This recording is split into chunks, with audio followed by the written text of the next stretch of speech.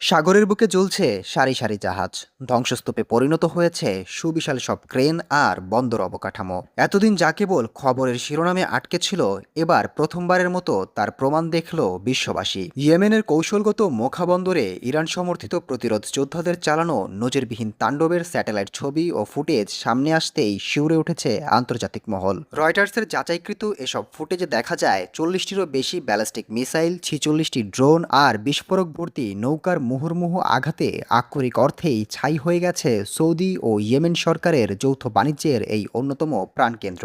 হামলার মাত্রা এতটাই ধ্বংসাত্মক ছিল যে এক ধাক্কাতেই ধূলিসাৎ হয়ে গেছে $130 মিলিয়ন বন্দর পুনর্বাসন প্রকল্প। প্রাণ হারিয়েছেন অন্তত 7 জন। আর কেবল প্রাথমিক অবকাঠামোগত ক্ষতির পরিমাণই ছাড়িয়েছে $16 মিলিয়ন। এক সময়ের কর্মচঞ্চল মোখাবন্দর এখন মৃত্যুপুরী। পুরোপুরি স্তব্ধ হয়ে গেছে সব ধরনের বাণিজ্যিক কার্যক্রম।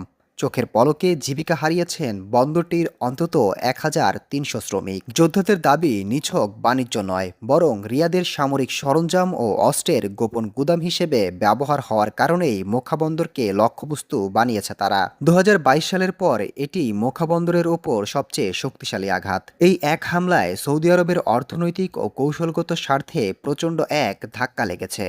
চরম বিপর্যয়ের মুখে পড়েছে জোটের আন্তর্জাতিক শিপিং রুট। লোহিত সাগরের বুকে যোদ্ধাদের এমন অপ্রতিরোধ্য আগ্রাসন আর বন্দরের এই বিধ্বস্ত রূপ দেখে গভীর নিরাপত্তাহীনতায় ভুগছে খোদ রিয়াদ ও তাদের আন্তর্জাতিক মিত্ররা। ছাই আর ধোঁয়ায় আচ্ছন্ন মোখা বন্দর যেন এখন পুরো জোটের কাছে এক জ্বলন্ত সতর্কবার্তা।